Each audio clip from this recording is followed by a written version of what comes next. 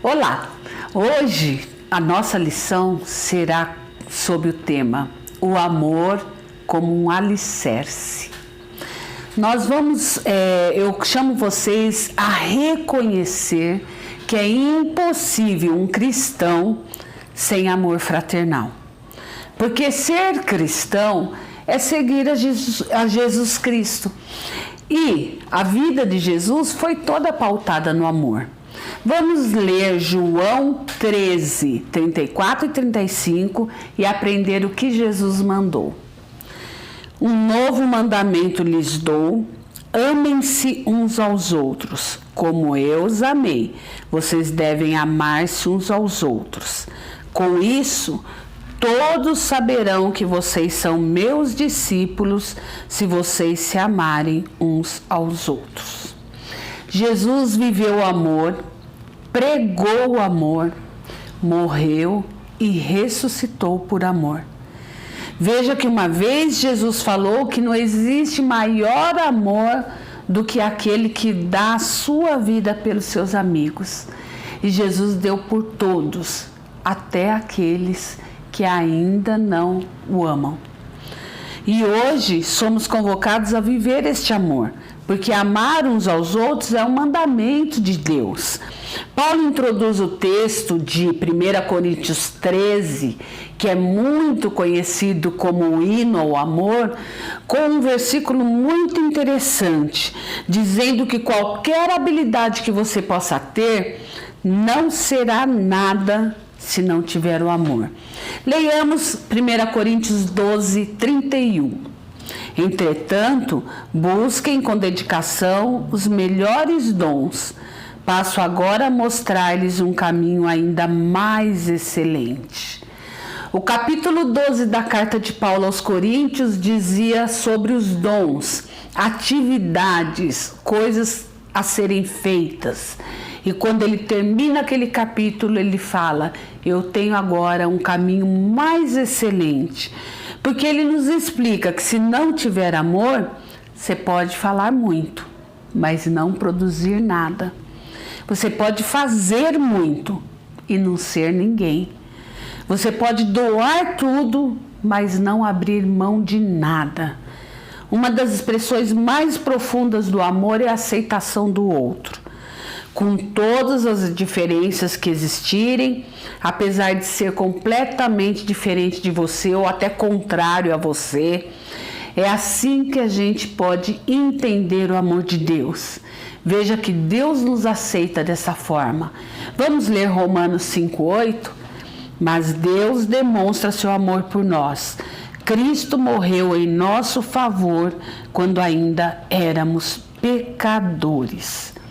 Quando eu compreendo e aceito esse amor, posso amar-me e aceitar-me melhor. E então, amar o próximo como a mim mesmo. Essa lição de hoje nos chama a fugir da vida de julgamentos. Para fugir da vida de julgamentos, você precisa ter o amor. Se você se acha muito bom, muito certinho, cuidado, porque você pode estar desvalorizando todo o sacrifício de Jesus. Veja que Jesus morreu em nosso favor quando ainda éramos pecadores. E se você não se considera pecador, você não está precisando de salvação. Então preste atenção para não ficar se achando muito bonzinho. Amai-vos uns aos outros. Legitima toda uma vida cristã, porque é um fruto de um relacionamento intenso e extenso com um Deus que é amoroso, que é eterno e é principalmente compassivo e misericordioso. Quem ama de verdade sempre materializa de alguma forma o seu amor. E nisso que nós seremos conhecidos, como Jesus falou no texto que nós lemos. Se nos amarmos uns aos outros, as outras pessoas ou o mundo saberá que você é discípulo de Jesus. Lembremos sempre que amar é querer e fazer o bem. Qualquer coisa diferente disso é tudo menos amor. O mestre apresenta um novo e alto padrão de vida interpessoal. Um amor comprometido, um amor expresso em ações que favoreçam não só você, mas o outro principalmente. Um amor que valoriza, um amor que perdoa. Amar com sabedoria, sem favoritismo, com integralidade, sem buscar vantagens pessoais.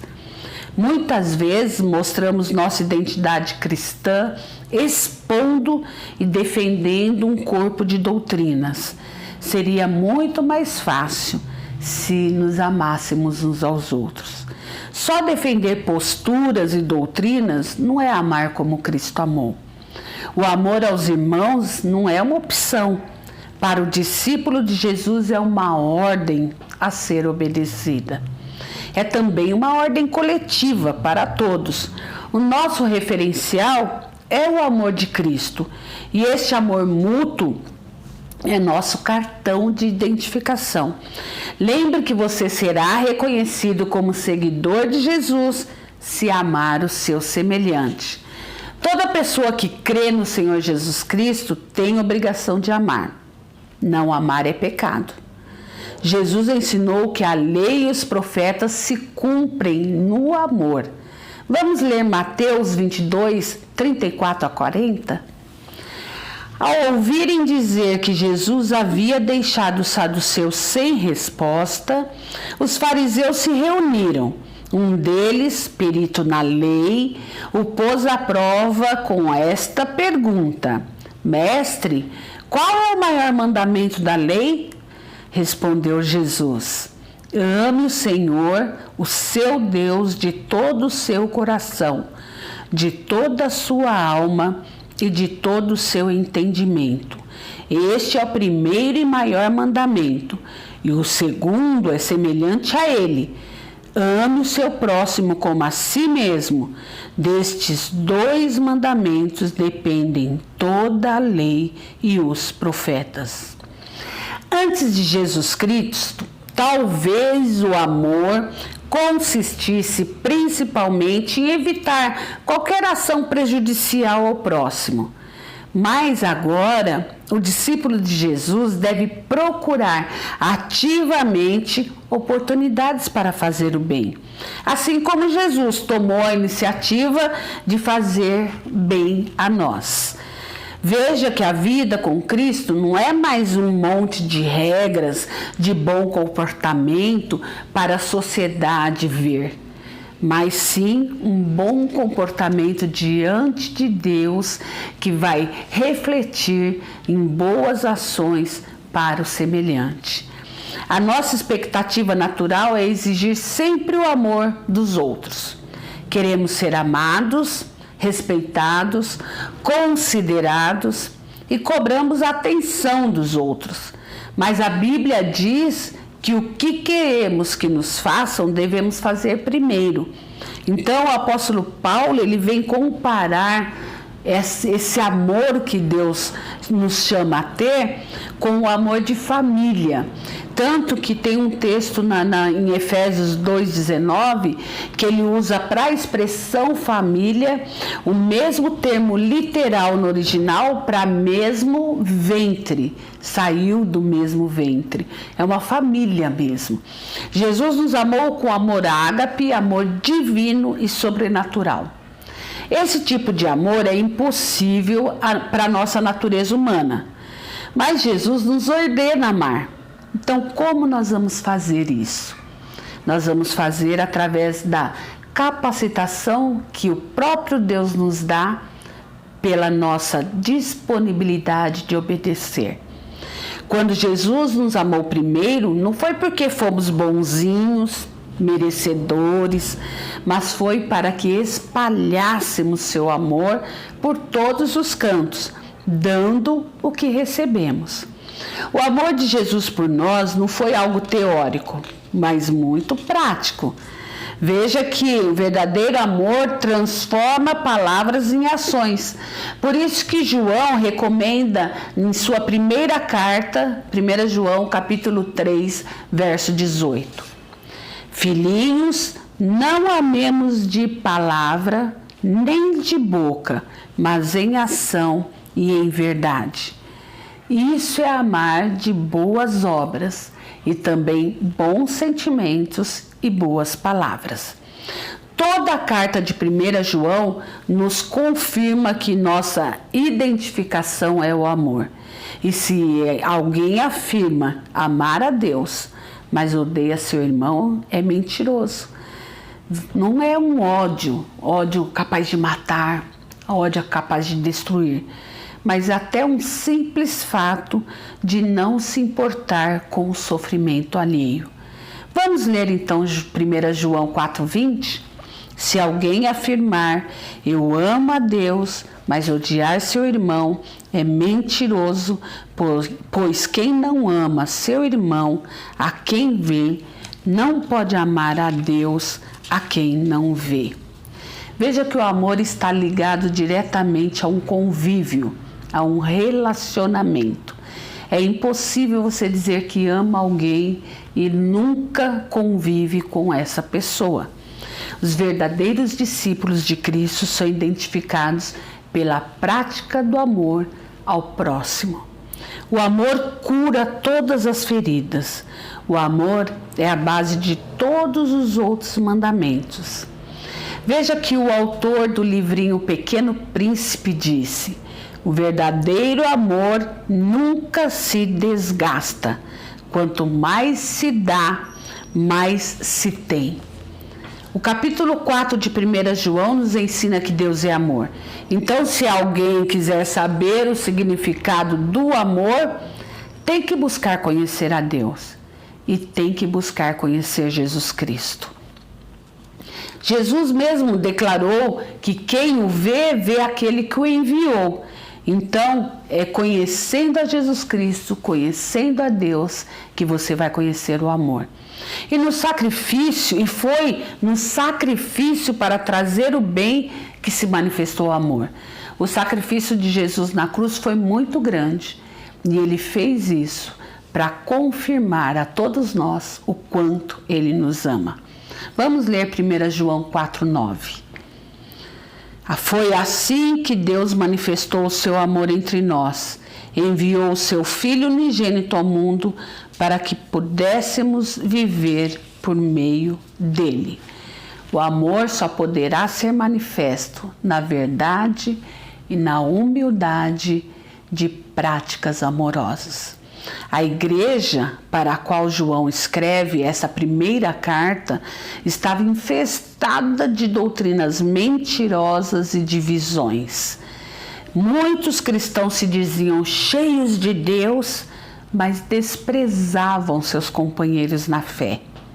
Amar, na verdade, não é também ser bobinho, no sentido de aceitar qualquer coisa de qualquer qualidade. Amar é também correr o risco de precisar corrigir alguém, sempre seguindo a verdade, corrigindo, chamando a atenção todas as vezes que for necessário. O amor envolve zelo pela verdade, respeito e consideração para com o próximo. E a humildade, porque quando somos humildes, nós percebemos que somos tão carentes da graça e amor de Deus quanto qualquer um outro. Amor e verdade caminham lado a lado. Desprezar um irmão por quem Cristo morreu é desprezar o amor de Deus e menosprezar o sacrifício de Jesus. Para João, a autenticidade do caráter cristão de alguém poderá ser averiguada mediante o amor demonstrado ou não para com o seu próximo. Dizer que ama a Deus e despreza o seu irmão é um sinal evidente de que tal pessoa ainda não conhece a Deus. O amor a Deus é manifestado no amor ao próximo. Termos mais aproximação de alguns por afinidades não é pecado. O problema é quando desprezamos o outro simplesmente porque não é como nós, porque não pensa como nós, ou porque não age como nós achamos que tem que agir. Isso sim é pecado. Jesus orou para que seus discípulos fossem um, assim como ele é com o Pai. O mundo está carente de amor, e o amor entre as pessoas é um dos maiores e mais eficazes testemunhos que podemos dar sobre o fato de Jesus ter mudado as nossas vidas. As mudanças externas na vida de um cristão evidencia a transformação interna que Deus está realizando, através do nosso conhecimento e obediência à sua palavra. O verdadeiro amor não apenas sente, mas faz. 1 Pedro 4:8 lemos: sobretudo, amem-se sinceramente uns aos outros, porque o amor perdoa muitíssimos pecados. Notem que mesmo nos esforçando no processo de sermos maduros e corretos, concluímos que todos precisam do amor, porque todos têm multidão de pecados. Então quer dizer que ninguém pode se achar melhor diante de Deus do que o outro. Isso vai nos ajudar a evitar julgamentos preconceituosos e legalistas e nos ajudará também a evitar exposições absurdas de pecados alheios. Que nós possamos entender que o amor que Deus quer que nós tenhamos uns pelos outros é o amor que Ele tem por nós, um amor de misericórdia e compassivo. Existem pelo menos 25 mandamentos mútuos no Novo Testamento. Eu creio que isso significa que Deus quer que nós convivemos, porque senão não teria tantos mandamentos de mutualidade. Nosso desafio é que você possa estudar e avaliar qual a maneira mais prática de obedecer a Deus em cada um de seus mandamentos. Reflita em Colossenses 3,14. Acima de tudo, porém, revistam-se do amor, que é o elo perfeito. Lembre-se que é preciso se revestir do amor de Deus para conseguir cumprir qualquer mandamento que Ele nos mande. Os mandamentos mútuos, de uma forma geral, dizem: amem-se uns aos outros, aceitem uns aos outros, cuidem uns dos outros, sujeitem-se uns aos outros, suportem uns aos outros, perdoem, edifiquem, ensinem, encorajem, aconselhem-se, cantem uns para os outros, sirvam uns aos outros, levem as cargas uns dos outros, hospedem uns aos outros, sejam bondosos um para com os outros e orem uns pelos outros. Que todos esses mandamentos possam fazer parte da minha vida e da sua vida, e que Deus seja conosco. Amém?